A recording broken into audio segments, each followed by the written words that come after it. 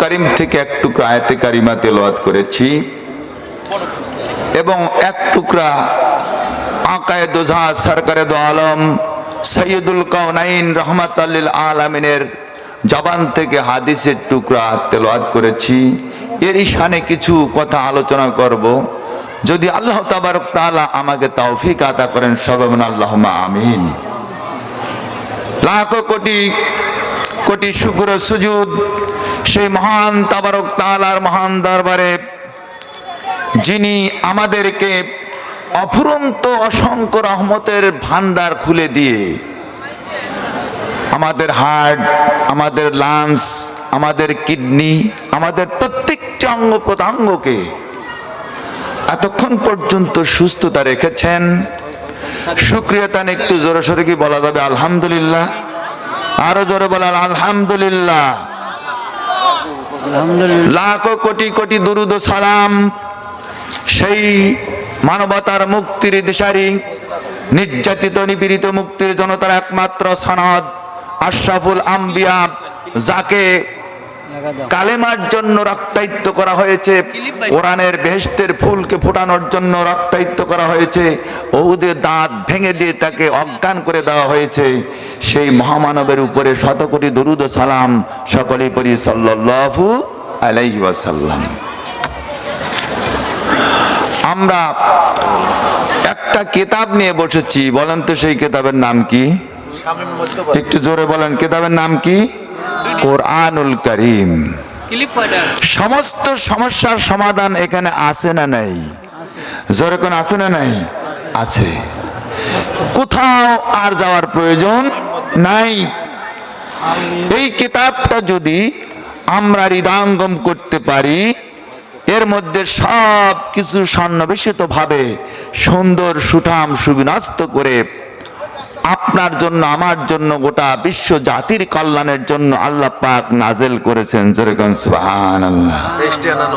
এটা এমন একটি কিতাব, এমন একটি সংবিধান, এর ভিতরে কোনো ভুল নাই।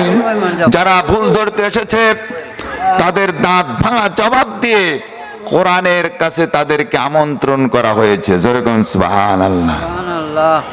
এটা এমন একটি কিতাব। এই কিতাব আমাকে বলতেছে, তোমার একদিন,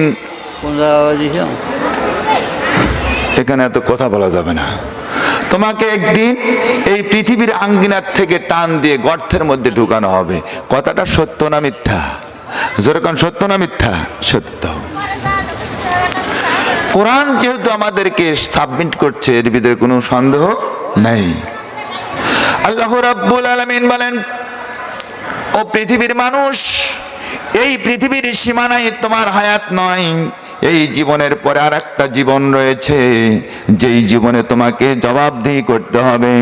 আল্লাহ রাব্বুল আলামিন বলেন, এই জীবন তোমার শেষ জীবন নয়, এই জীবন হলো তোমার আখিরাতের পাথেয় সম্বল। এখানে যদি কামাই করো, আখিরাতের ময়দানে আল্লাহ তাবারক তাআলা তোমার জন্য প্রেজেন্ট করে রেখে দিয়েছেন। যেরকম সুবহানাল্লাহ। আল্লাহ রাব্বুল আলামিন বলেন, এই কিতাবটা এমন একটি বিধান, এই কিতাব যদি তুমি ফিল্ম করো তাহলে কিতাব তোমাকে রাস্তা দেখায় দেবে। কিতাবুন আনজালনাহু ইলাইকা লিতুখরিজান নাসা মিনাজ যুলুমাতি ইলান নূর। আল্লাহ পাক বলেন, আমার এই কিতাব এমন একটি কিতাব, যেই বিধান তুমি যদি হৃদয়ঙ্গম করতে পারো, তোমাকে অন্ধকার থেকে টেনে বের করে আলোর দিশা তোমাকে দান করবে। যেরকম মারহাবা। আলোর পথে তোমাকে নিয়ে যাবে। কোরআন যদি তুমি ফিল্ম করো, অন্ধকার থেকে টেনে বের করে তোমাকে আলোর পথে নিয়ে যাবে। কিন্তু আজ একদল মানুষ কোরআন থেকে মানুষকে বিভ্রান্তের দিকে নিয়ে যাওয়ার জন্য আপ্রাণ প্রচেষ্টা চালাচ্ছে। যেরকম নাউজুবিল্লাহ। কিন্তু আল্লাহ রাব্বুল আলামিন বলেন, ইউরিদুনা লিয়ুতফিউ নূরাল্লাহি বিআফওয়াহিহিম ওয়াল্লাহু মুতিম্মু নূরিহি ওয়ালাউ কারিহাল কাফিরুন। আমার কোরআনের নূরকে এক শ্রেণীর মানুষ মিথ্যা প্রবঞ্চনা দিয়া, মিথ্যা প্রবঞ্চনা দিয়া গালি দিয়া মানুষকে বিভ্রান্তের দিকে নিয়ে যায় আর মানুষকে অন্ধকারের দিকে নিমজ্জিত করার জন্য আপ্রাণ চেষ্টা করে। আল্লাহ পাক বলেন ওয়ায়ুতিম্মু নূরিহি, আমার নূরকে কিয়ামত পর্যন্ত বলবৎ রাখবো। এর কারণে কাফেরদের কলিজা আগুন লেগে পুড়ে গেলে আমার কোরআনের কোনো লোকসান হবে না। জোরে কোন মারহাবা। কোরআনের কোনো ক্ষতি হবে না। যদি আল্লাহ রাব্বুল আলামিন বলেছেন যদি আমার কোরআনের বিধান অনুযায়ী তুমি জীবন চালাও, তোমার কোনো টেনশন নাই, তোমার কোনো ভয় নাই, তোমার কোনো চিন্তাও নাই। জোরে কোন সুবহানাল্লাহ। আল্লাহ রাব্বুল আলামিন বলেন ফামান তাবিয়া হুদায়া ফালা খাউফুন আলাইহিম ওয়ালা হুম ইয়াহজানুন।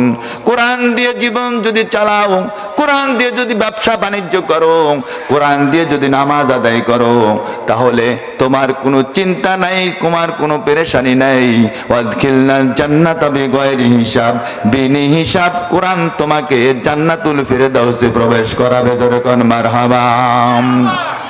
এমন একটা সংবিধান আমার আপনার সামনে আল্লাহ পাক উপহার দিয়েছেন। জোরে কোন সুবহানাল্লাহ।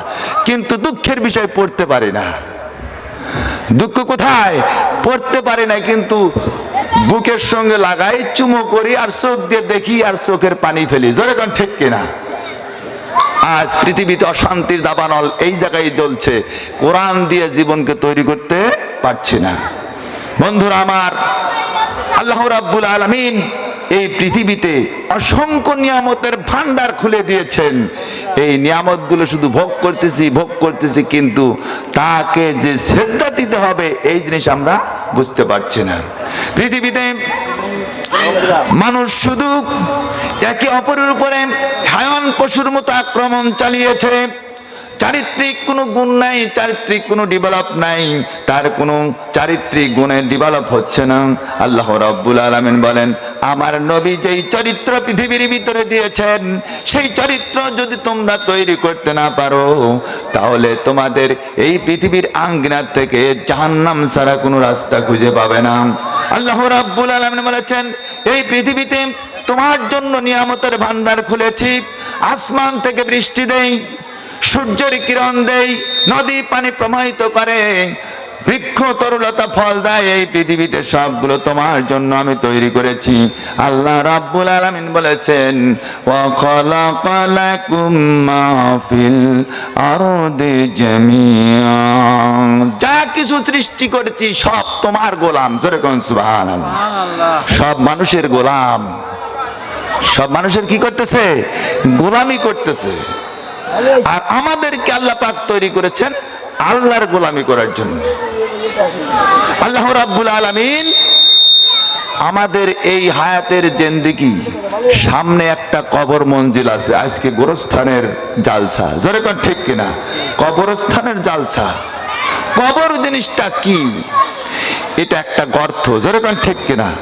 এটা একটা গর্ত, কিন্তু কতটুকুন গর্ত? আমরা দেখি 3 হাত নিচে, 3 হাত নিচে রেখে থুই আসি। আসলে 3 হাত কি 300 হাত কি 300 গজ কি 3000 ফিট আমরা কেউ প্রকৃতপক্ষে দেখতে পারি নাই। আল্লাহর নবী বলেছেন আমল তৈরি করো, কোরআন দিয়ে জীবন তৈরি করো। কোরআন দিয়ে জীবন যদি তৈরি করতে না পারো, কবর মঞ্জিলের ভয়ঙ্কর রূপ দেখতে পারো নাই। হযরতে খাদিজাতুল কুবরা রাদিয়াল্লাহু তাআলা আনহা জাগতিক সম্পদ সবগুলো নবীজির কদমে উৎসর্গ করে দেওয়ার পরেও তিনি ভয় পেয়েছেন। ইয়া রাসূলুল্লাহ, হাবিবাল্লাহ, আমি মৃত্যুর সময় আপনার কাছে আমি দরখাস্ত মঞ্জুর করি, আমাকে 3টা কাজ না করা পর্যন্ত আপনি আমাকে দরখাস্ত কবরে নামায়েন না। জোরে কোন সুবহানাল্লাহ। আল্লাহর নবী বললেন খাদিজা রে, 3টে কেন? তুমি আজকে যা কিছু বলো সবগুলো আমি মেনে নেব, কিন্তু তুমি যেহেতু আমার কোরআনের জন্য, আমার কালেমার জন্য, পৃথিবীতে ইসলামী আন্দোলন করার জন্য লক্ষ লক্ষ কোটি কোটি সম্পদ তুমি দান করেছো, এর বিনিময়ে আমার আল্লাহর আরশ খুশি হয়ে গেছে। তুমি 3টা প্রশ্ন করেছো, আমি 3টেরই জবাব দেব। জোরে কোন মারহাবা। রাসূল পাক সাল্লাল্লাহু আলাইহি সাল্লামের কাছে দরখাস্ত করলেন, আমি যখন মারা যাব তখন আপনাকে নিজে হাতে আমাকে গোসল করায়া কবরের মধ্যে নামাতে হবে। যেরকম সুবহানাল্লাহ। আপনার জামা দিয়ে আমার কাফনের কাপড় তৈরি করে দিতে হবে, আপনার জামা দিয়ে আমার কাফনের কাপড় তৈরি করে দিতে হবে, এবং আপনি যখন আমাকে নামাবেন, নামানোর সময় কবরের মধ্যে একটা গড়াগড়ি দিয়ে আসবেন, যেন কবর আমার জন্য ছেপ হয়ে যায়। যেরকম সুবহানাল্লাহ। কারণ আমি জানি আল্লাহর নবীর যেই জামা পরিধান করে ওই জামাতে কোনোদিন জাহান্নামের আগুন টাচ করতে পারবে না, জাহান্নামের কোনো সবল তাকে মারতে পারবে না। আর আমি এটাও জানি আল্লাহর নবী যদি কবরে নামে, ওই কবরটা আল্লাহর জান্নাত হয়ে যায়। জোরে কোন মারহাবা। দুইটা পালেন, কয়টা পালেন? দুইটা পালেন। আর একটা ভয় হয়, ইয়া রাসূলুল্লাহ, হাবিবাল্লাহ, দেখেন বন্ধুরা আমার, এত কিছু দান করার পরেও, আল্লাহর নবীর সহধর্মিণী হওয়ার পরেও কবরকে তিনি কেমনে ভয় পাচ্ছেন? আল্লাহর নবীকে বলছেন, ইয়া রাসূলুল্লাহ, হাবিবাল্লাহ, হুজুর, আপনি যখন আমাকে কবরে নামাবেন, ওই জিবরাইল আলাইহিস সালাম আমাকে যখন কবরে নামাবেন, মুনকার নাকির যখন আমাকে সে মান রব্বুকা মান দীনুকা মান নাবিয়ুকা ওমা কুনতা বিলি হাজার রাসূল প্রশ্নগুলো যখন জিজ্ঞাসা করবে, আমার এই হিম হায়াতের আমল দিয়া ওই প্রশ্নের জবাব টানতে পারবো, আমি সাহস হারিয়ে ফেলেছি। ইয়া রাসূলুল্লাহ, আপনি দয়া করে ওখানে উপস্থিত থেকে আমার প্রশ্নের জবাব দিয়ে দিবেন। জোরে কোন মারহাবা। আল্লাহর নবী বললেন, খাদিজা, কোনো টেনশন ফিল করো না, তোমার তিনটে দরখাস্ত আমি কবুল করে নিলাম। জোরে কোন সুবহানাল্লাহ। আল্লাহর নবী খাদিজা যখন চলে গেলেন, তাকে গোসল করালেন, কাফনের কাপড় পরালেন, দাফনের সময় তাকে নামায় দিয়া মাটিগুলো বিছায়া দিয়া তিনি ওখানে দাঁড়ায় আছেন, কিন্তু সেখান থেকে তিনি বিদায় হন না, চলে যান না। সাহাবায়ে কেরাম বললেন, ইয়া রাসূলুল্লাহ, হাবিবাল্লাহ, আপনি ওখান থেকে চলে আসুন। হযরত বিশ্ব নবী বললেন, না, যাওয়া যাবে না। আল্লাহ রাব্বুল আলামিন জিবরাইলকে পাঠিয়ে দিলেন, জিবরাইল যাও, আমার বন্ধু দাঁড়িয়ে আছে কেন, আমার বন্ধুকে জিজ্ঞাসা করো। জিবরাইল এসে বললেন, ইয়া রাসূলুল্লাহ, হাবিবাল্লাহ, আপনি এখানে কেন দাঁড়িয়ে আছেন? আল্লাহ নবী বললেন, জিবরাইল রে, আমি হযরতে খাদিজাতুল কুবরার কাছে একটা প্রশ্নের সম্মুখীন হয়ে আছি, মুনকার নাকির আসবে, তার জবাব দেওয়ার জন্য আমি দাঁড়িয়ে আছি। আল্লাহ রাব্বুল আলামিন বলেন, ও জিবরাইল, আমার বন্ধুকে বলে দাও, আর খাদিজাতুল কুবরার ওই সওয়াল জবের প্রশ্নের জবাব আমার বন্ধুর দিতে হবে না, খাদিজার প্রশ্নের জবাব আমি আল্লাহ রাব্বুল আলামিন সবগুলো কমপ্লিট করে ফেলে দিয়েছি। জোরে কোন মারহাবা। আল্লাহুম্মা সাল্লি আলা, পানি দান তো হাজি সাহেব, ওয়ালা আলি সাইয়্যিদিনা, আল্লাহুম্মা সাল্লি আলা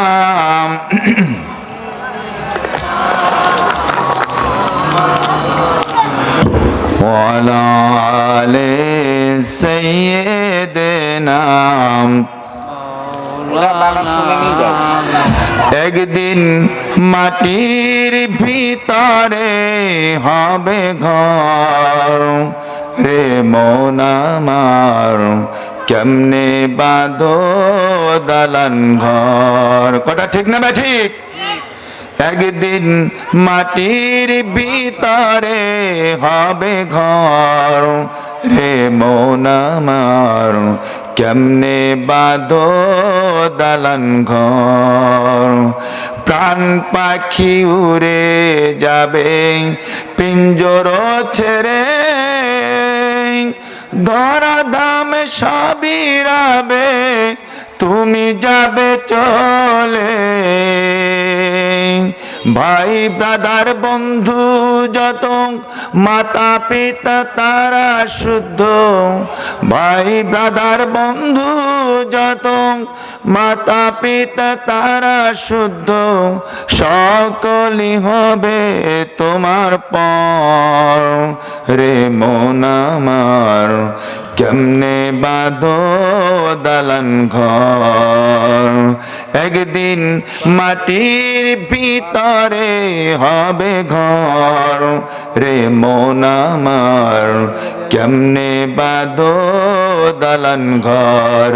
আল্লাহুম্মা সাল্লি আলা। মেলাটা আছে আচ্ছা দে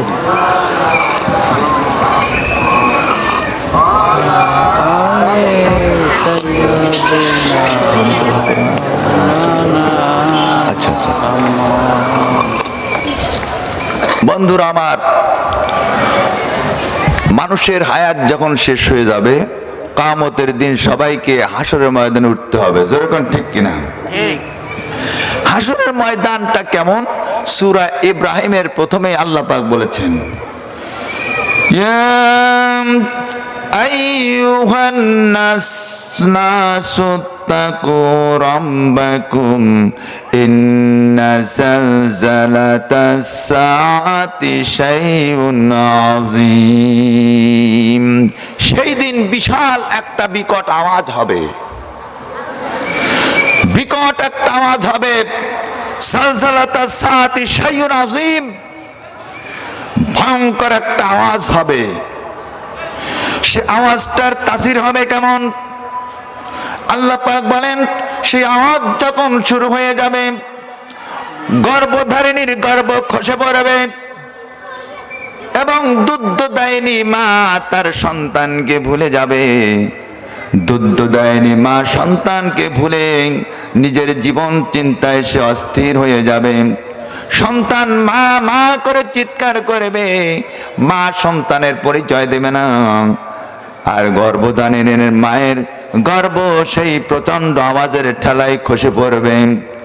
আল্লাহ রাব্বুল আলামিন বলেন, وَتَرَى النَّاسَ سُكَارَى وَمَا هُمْ بِسُكَارَى। মানুষগুলো সব পাগলের মতো ছুটতে থাকবে, ত্রাস হয়ে যাবে। আত্মসংবরণ করার জন্য নেশাগ্রস্ত মানুষের মতো পাগল হয়ে ছুটতে লাগবে। আল্লাহ রাব্বুল আলামিন ফেরেশতাদেরকে ডাক দিয়ে দিয়ে বলে, ও ফেরেশতারা, এই মানুষগুলো পাগল হলো না নেশাগ্রস্ত হয়েছে? এরা পাগল হলো না নেশাগ্রস্ত হয়েছে? আল্লাহ পাক জানার পরও প্রশ্ন জিজ্ঞাসা করছে, ও ফেরেশতারা, এরা পাগল হলো না নেশাগ্রস্ত হলো? ফেরেশতারা ডাক দিয়ে বলছেন, ওয়া মা হুম বিসুকারা, না, ওরা পাগল হয় নাই, নেশাগ্রস্ত হয় নাই। আল্লাহ পাক বলছেন, তাহলে